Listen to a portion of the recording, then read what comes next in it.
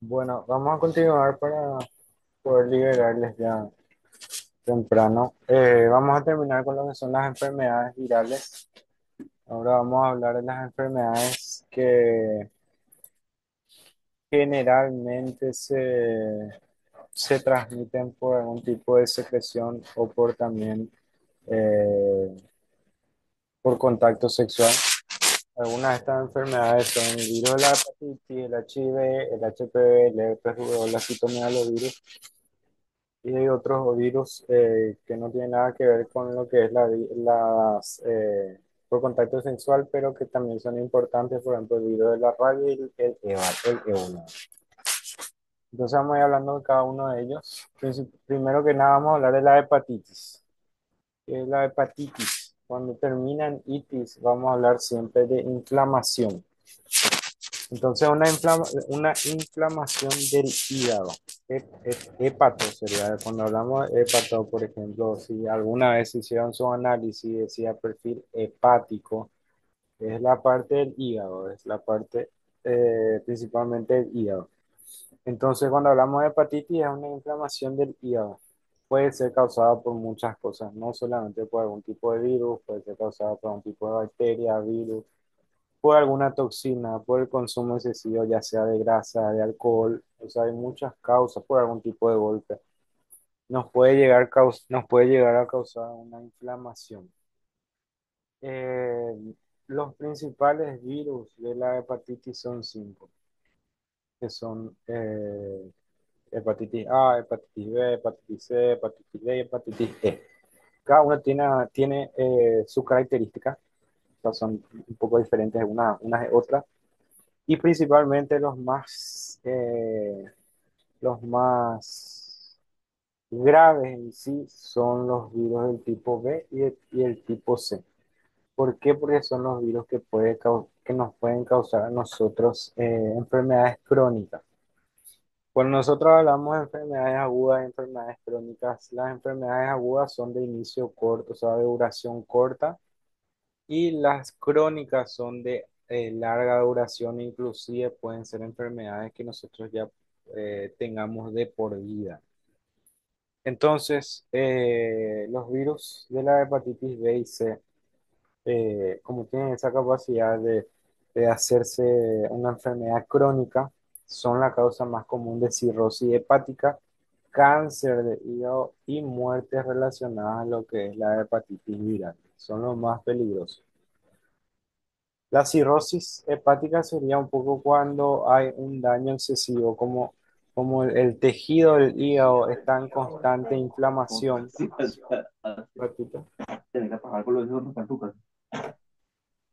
Por eso yo antes me encerraba en la pieza yo cuando porque la niña está tapada. Apaguen su micrófono, chicas. Y yo decía, oye, Con el micrófono bien.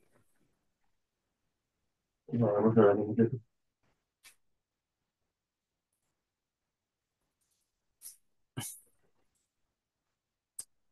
Entonces, la cirrosis sería cuando el hígado está con una constante inflamación. La inflamación es un proceso donde varias células, como habíamos hablado en la clase de control de infecciones, hay varias células, varias proteínas, inmunoglobulinas que están atacando un cierto patógeno, ¿verdad? O sea, se produce un ataque constante. Entonces, ¿qué es lo que va a producir ese exceso de inflamación o esa inflamación continua? Que muera el tejido del hígado. Una vez que muere ese tejido, se cicatriza. Y cuando se empieza a cicatrizar, ese tejido ya no es funcional. O sea, ya deja de funcionar esa zona, esas células del hígado ya no cumplen su función.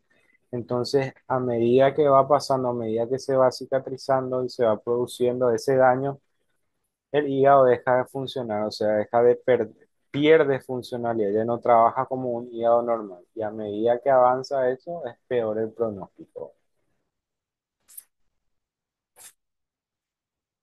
El primero de ellos es el virus de la hepatitis A, que es la más común, ¿verdad? Que seguro que alguno de nosotros habrá tenido alguna vez, que provoca una enfermedad, una infección aguda o de corta duración. En general, las personas mejoran sin ningún tipo de tratamiento Cuando hablamos nosotros de enfermedades virales, hemos hablado que se trata netamente de los síntomas.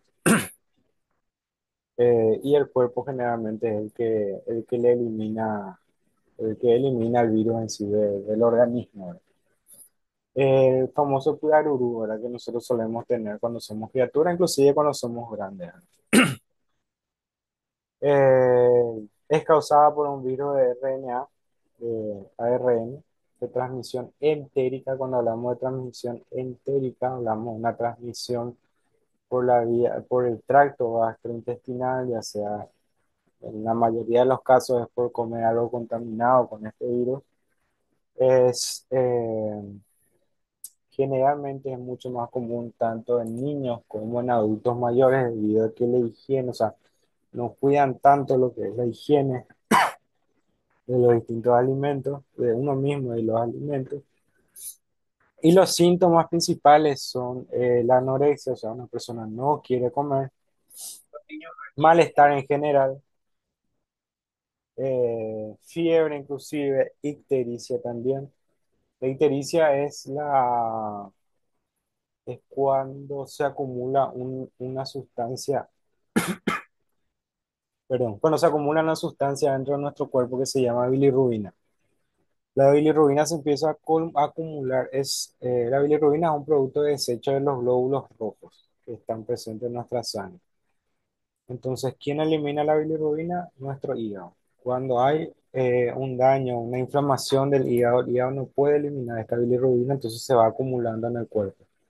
¿Y o sea, cómo nosotros nos damos cuenta que estamos acumulando bilirrubina? Es porque nos vamos poniendo un poco más, una tonalidad más amarilla, ya sea principalmente en las partes blancas, ya sea en la parte del ojo, generalmente empieza a verse un color amarillento y luego ya, si es que no se trata o no se trata a tiempo, ya en la parte, en la tonalidad de la piel también se empieza a ver ya una tonalidad amarilla. Hay inclusive personas ahora que están muy mal de la parte del hígado, que necesitan ya trasplante y cosas así, que literalmente es, si ustedes ven una persona así, es como un personaje de los Simpsons. O sea, esa tonalidad tiene la piel, ¿no? También en las criaturas, en los recién nacidos, también se ve esa tonalidad, ese aumento de la coloración amarillenta de la piel, pero no es, en ellos no es porque tienen una hepatitis, ¿no? En sí, ¿no? Sino que porque son recién nacidos, los órganos en sí, en general, no están todavía bien desarrollados, entonces tardan un poquitito más en eliminar, o sea, el hígado tarda un poquitito más en eliminar esta bilirrubina, entonces hace que se acumule, ¿verdad? Entonces empieza a poner el recién nacido en una coloración amarillenta, ¿verdad? Y hay que ayudarle un poquitito, ¿verdad? Porque la luz, por ejemplo, generalmente se le coloca bajo luz, porque la luz justamente elimina, o sea, destruye esta bilirrubina y ayuda a que baje, ¿verdad? De lo que es el torrente sanguíneo. Eh, pero no tiene, los recién nacidos no tienen nada que ver con una hepatitis, ¿verdad? Es normal que nazcan con esa coloración. Tampoco demasiado, ¿verdad? Porque ya llegando a cierto nivel de bilirrubina ya puede ser tóxico inclusive para la parte cerebral. Pero es normal en los recién nacidos. Ahora, en un adulto que tenga esa tonalidad o que tenga un aumento de bilirrubina, sí ya puede ser eh, o va a ser ya a causa de algún tipo de algún problema hepático. Luego está la hepatitis B, que nosotros habíamos hablado al comienzo que junto con la hepatitis C eran los más graves, porque generalmente son infecciones agudas, pero pueden llegar a ser una enfermedad crónica y al ser una enfermedad crónica puede llevar a lo que es la cirrosis, el cáncer de hígado. Por eso yo les había dicho en la clase anterior que apenas puedan se vacunen, ¿verdad? Se pongan la vacuna contra la hepatitis B. Se puede transmitir por el contacto con líquidos orgánicos contaminados como la sangre, saliva, secreciones vaginales, semen. También la madre le puede transmitir a su hijo mediante la placenta. Es un virus que queda, o sea, puede sobrevivir en el medio ambiente aproximadamente 2 semanas. O sea, si se me derramó una orina de un paciente que tiene hepatitis en una mesa, yo que soy de la parte laboratoria, si yo no limpio bien, puede venir mi compañero al día siguiente, tocar eso, agarrar, comer una manzana y bueno, y se puede contagiar. Es muy raro que pase, pero puede. ¿Cómo se previene la hepatitis? Primero que nada, con la vacuna, como les dije, utilizando siempre guantes cuando van a trabajar con el cuerpo de otra persona o van a estar en contacto con algún tipo de fluido de otra persona, siempre utilizar guantes. Los que se hacen tatuajes, ¿verdad? Tienen que tener en cuenta que se use siempre materiales estériles o nuevos cuando se van a hacer. No compartir ningún tipo de utensilio o de por ejemplo, los cepillos, inclusive la pasta dental, porque tenemos que saber que nosotros en el momento que nos cepillamos se generan algunas veces algún tipo de lesión, y esa lesión va a hacer que una pequeña cantidad de sangre o inclusive de saliva en sí también se quedan residuos, ¿verdad? Ya sea en la pasta de dientes o en el cepillo mismo. Y en el ámbito sexual, la mejor forma de evitar es utilizando preservativo. Ahí no hay el té de cobre, ahí no hay anticonceptivos orales, anticonceptivos inyectables, es netamente un método de barrera y el más común y el que más se utiliza y el más barato o el más económico sería el preservativo.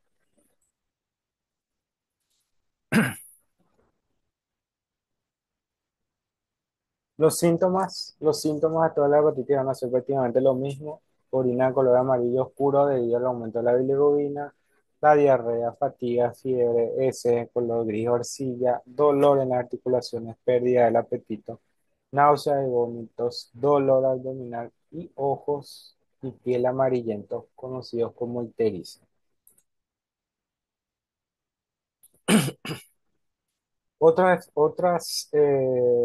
Otros problemas que puede causar, como puede llegar a ser una enfermedad crónica, nos puede llevar a una insuficiencia hepática, como les dije hace rato, se va a ir cicatrizando nuestro hígado, al cicatrizarse va a perder funcionalidad, cada vez va a trabajar menos el hígado y va a haber un momento en que ya nuestro hígado ya sea insuficiente para realizar a todo lo que tiene que realizar dentro de nuestro cuerpo y ahí ya va a llevar a lo que es la insuficiencia hepática.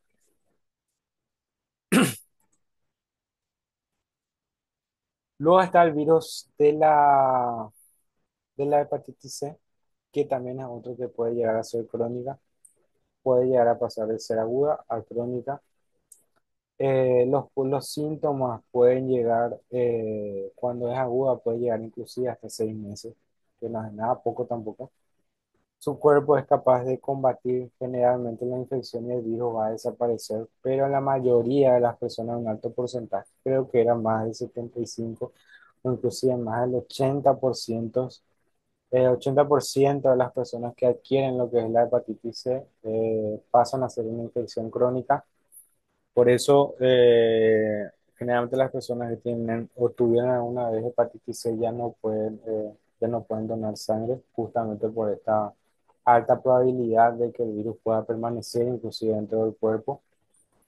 Eh, Cuando es crónica ya es de por vida, si no se trata puede durar ya toda la vida y causar graves problemas de salud como daño del hígado, cirrosis, cáncer de hígado, todo, o sea, lo mismo que nos puede llegar a causar la hepatitis B. Lo mismo, el virus de la hepatitis C nos puede provocar nosotros cirrosis, habíamos hablado ya que cuando tenemos cirrosis hay cicatrización del tejido hepático, el hígado cada vez va perdiendo más la capacidad de hacer sus funciones y habrá un momento en que ya no va a poder realizar sus funciones y ya llegamos a lo que es la insuficiencia hepática e inclusive nos puede llevar a lo que es un cáncer hepático.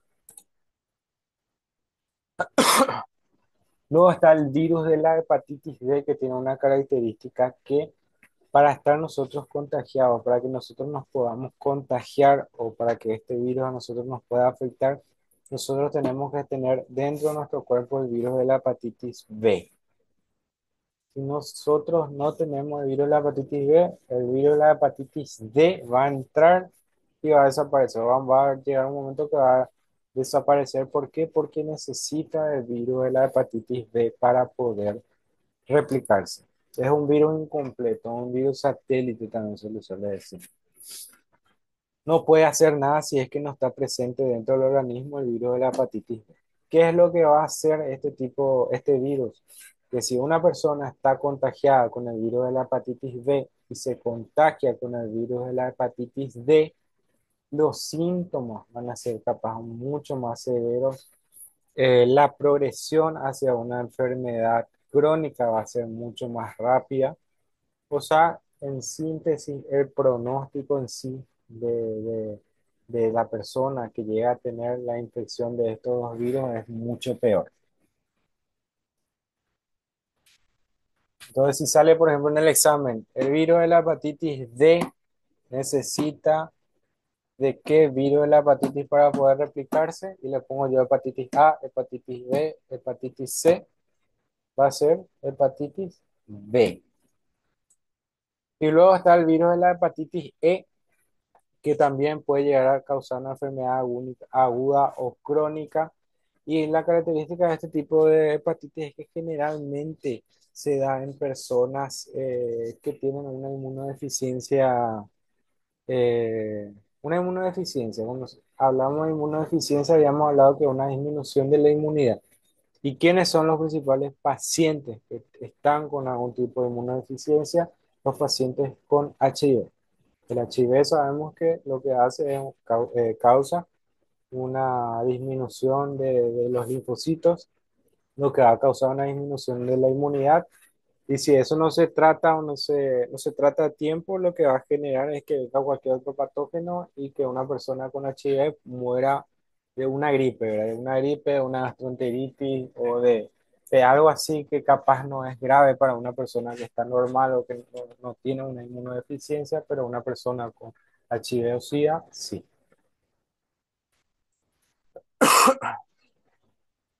Hay tratamiento no farmacológico que es la buena alimentación, el comer bien equilibrado, bien balanceado, el limpiar bien los alimentos cuando vamos a comer crudos principalmente, el hacer ejercicio también. El, no es no consumir bebidas alcohólicas, pero no consumir bebidas alcohólicas en exceso, ¿verdad? Porque ese alcohol, el hígado es el que tiene que eliminar.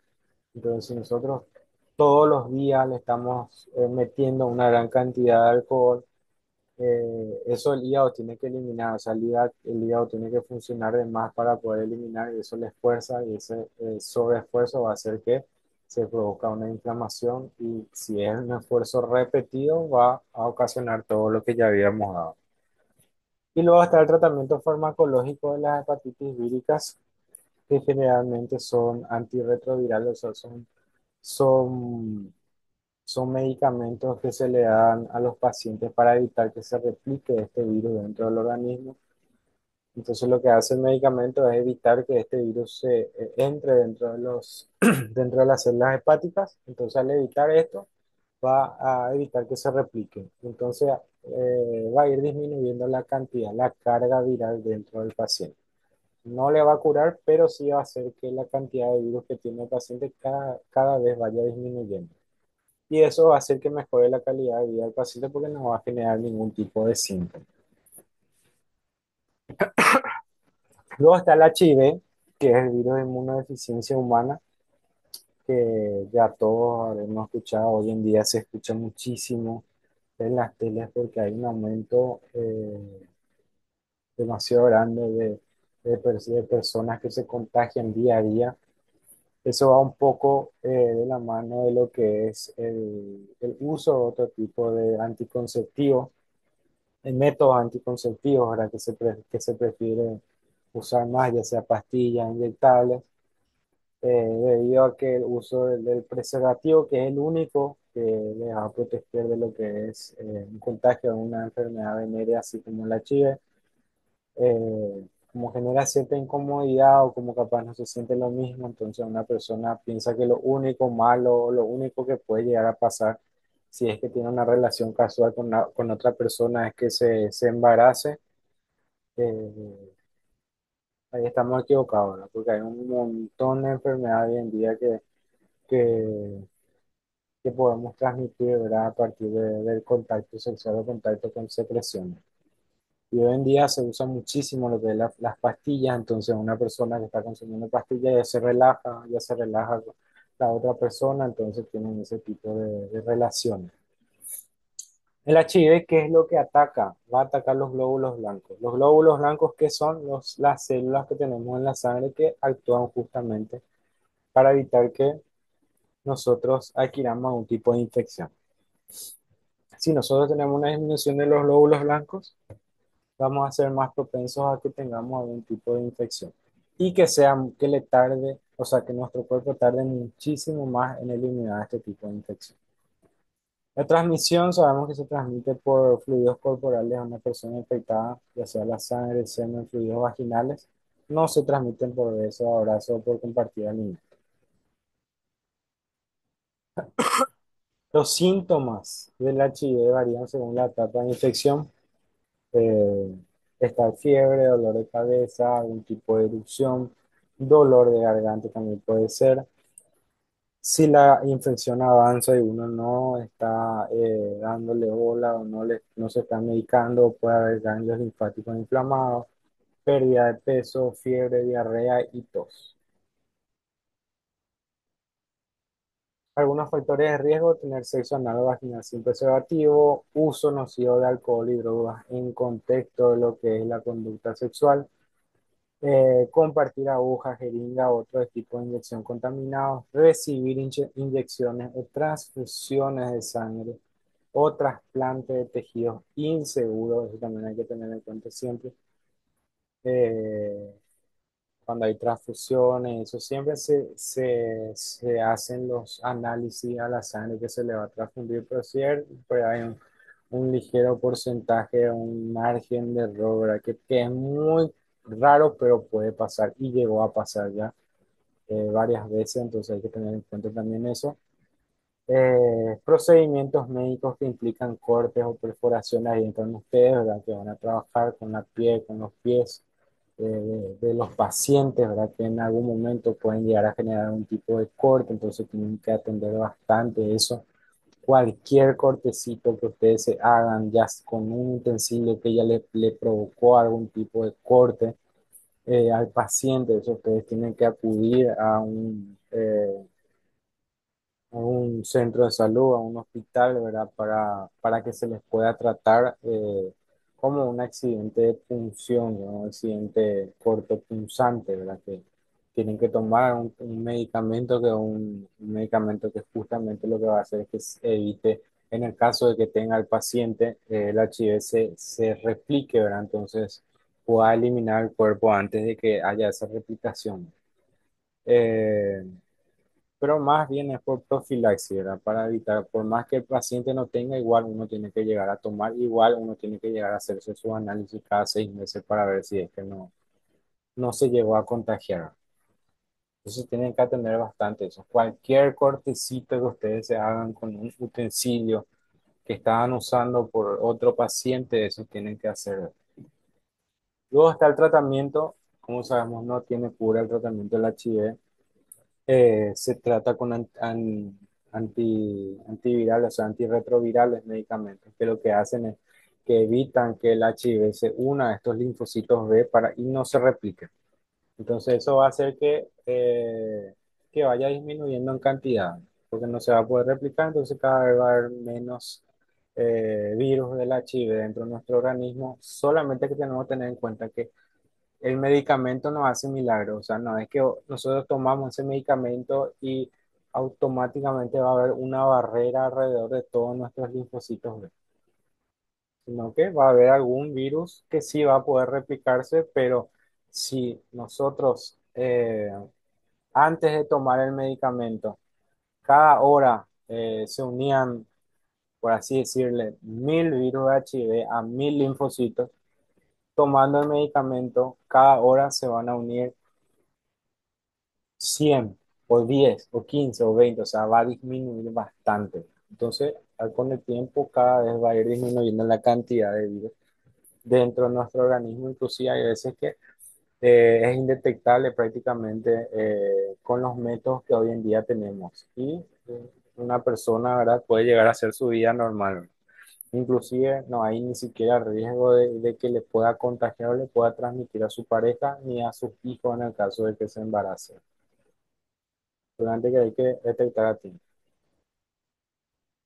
El SIDA no es lo mismo que el HIV. El HIV causa el SIDA. El SIDA sería ya la etapa eh, más peligrosa de lo que es el HIV. O sea, una persona que tiene HIV y no se cuida puede llegar a presentar SIDA, que ya es el síndrome de inmunodeficiencia humana, que es cuando llegamos a lo que es el SIDA, ya una persona sí ya está muy debilitada, su sistema inmunitario está muy debilitado. Entonces, cualquier enfermedad, o sea, cualquier, ya sea bacteria, hongo, virus, parásito que ingrese dentro de esta persona, le puede llevar a la muerte. Por eso hay veces que una persona con SIDA puede morir de un resfriado común, puede morir de una gastroenteritis, puede morir de una infección urinaria, o sea, muere de otra cosa. Luego está el HPV, que es también, seguramente habrán escuchado mucho, que generalmente es un virus que genera o que produce, ¿cómo le dice?, verrugas en la piel. Hay que tener en cuenta también ustedes que van a trabajar con la piel de las personas que el HPV se contagia por el contacto piel a piel. Eso no hace falta que haya ningún tipo de herida ni nada de eso. Rozando la piel ya uno se puede contagiar.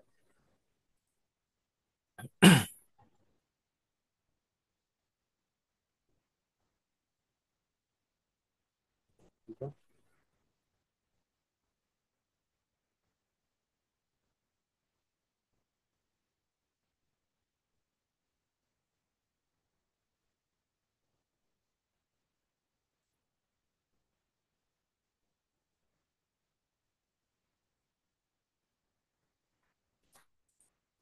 ¿Eso qué pasó?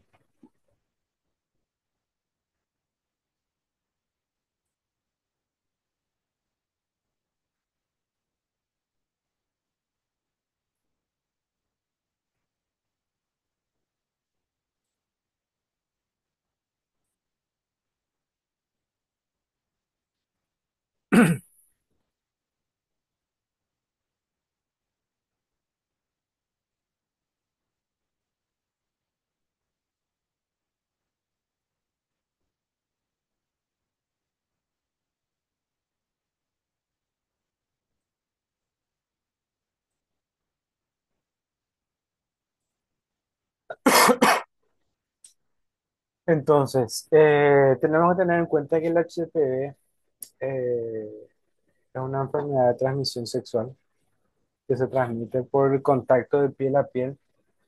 Y tenemos que tener en cuenta, ¿todas las verrugas son HPV? Sí. Todas las verrugas que nosotros podamos tener es causada por el virus del papiloma humano. Pero tenemos que tener en cuenta que no todas los virus del papiloma humano son peligrosos, ¿verdad? Una gran cantidad de ellos son inofensivos que no generan ningún tipo de enfermedad, solamente que genera esa incomodidad que se ve un poco la verruga, ¿verdad? Pero después, aparte de eso, absolutamente nada. Y muchas Entonces, personas, por ejemplo, dice, profe, el tema de las verrugas no creen lo que es contagioso. es súper, ese, como le dije, contacto piel a piel con el roce, con que vos toques eso, vos ya te podés estar contagiando. Pero no, la mayoría no es peligrosa, o sea, no te va a generar ningún tipo de riesgo de contraer ningún tipo de cáncer. Pero hay un grupo que sí, ¿verdad? Que generalmente los que son de transmisión sexual, uno cuando se hace algún tipo de un estudio, ¿verdad? Para saber si es que está presente este virus, ¿verdad? El virus del papiloma humano, que casi todos, les puedo asegurar que casi todos tenemos, ¿verdad? Porque es muy común. eh, Se hace un estudio y ahí sale qué tipo de virus de papiloma humano. Te salen los tipos de bajo riesgo y de alto riesgo, ¿verdad? Los de alto, si está presente los de alto riesgo, sí, ahí nosotros tenemos riesgo de contraer algún tipo de cáncer, ya sea de cuello uterino, cáncer de ano, algunos tipos de cáncer de boca o de garganta, de vulva, cáncer de vagina, inclusive cáncer de pene. Ahí sí hay que atender, ¿verdad? Pero la mayoría, como les dije, la mayoría son los de bajo riesgo, o sea, además de lo que es la verruga en sí que genera y la incomodidad capaz que pueda generar en el lugar donde está, ya sea en el cuerpo o en la parte genital, aparte de eso no genera nada. Pero sí es contagioso, lo tienen que tener en cuenta, es muy contagioso.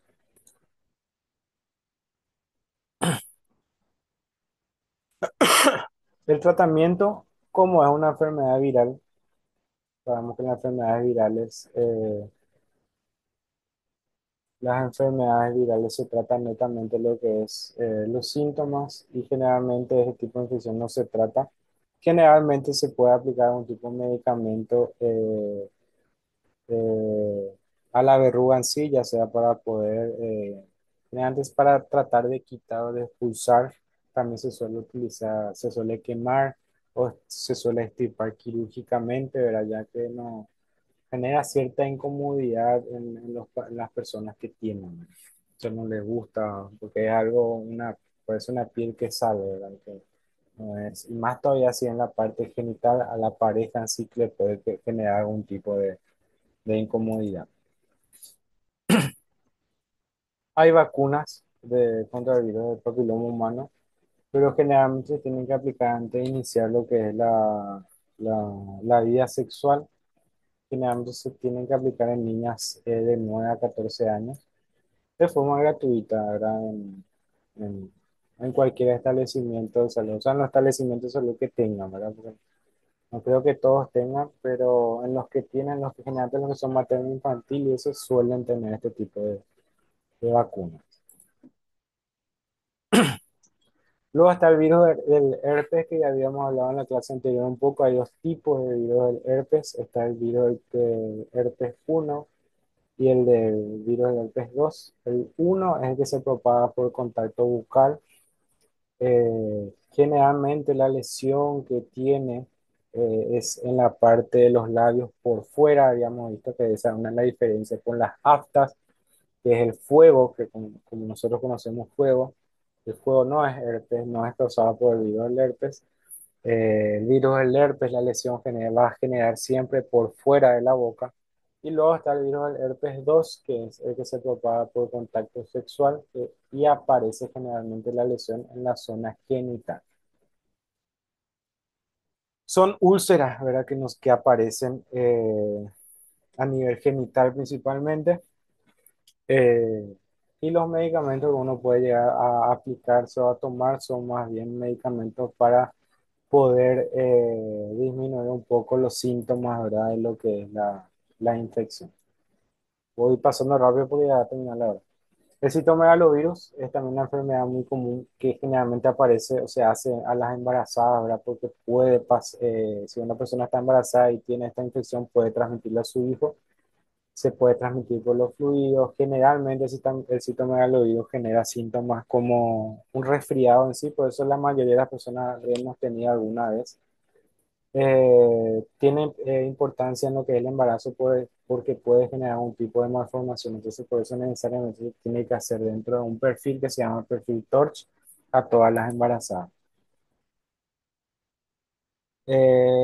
La rubeola es una infección viral. No, este ya es otro. La rubeola, que es otro virus que también aparece dentro de lo que es un perfil que se llama perfil TORCH que se le hace a las embarazadas.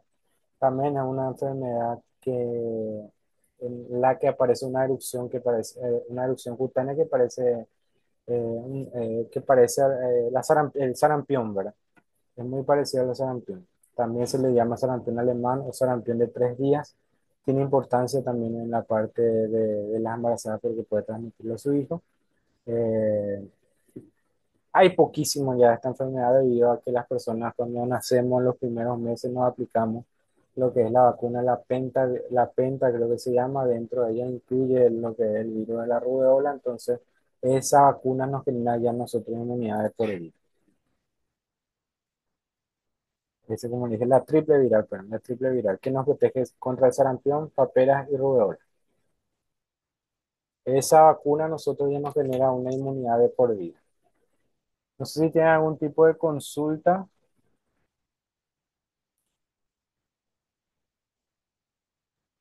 Para mí clarísimo, profe. Bueno, y hasta acá entra para el examen. Va a entrar hasta lo que es enfermedades virales 2.2. Y, Bueno, profe, todo profe, esto se va a quedar en la plataforma, ¿verdad? Sí, todo está en la plataforma. Yo igual le voy a mandar le voy a mandar en el grupo. Dale, ah, gracias, bueno. profe. Dale, profe, gracias, Vale. gracias.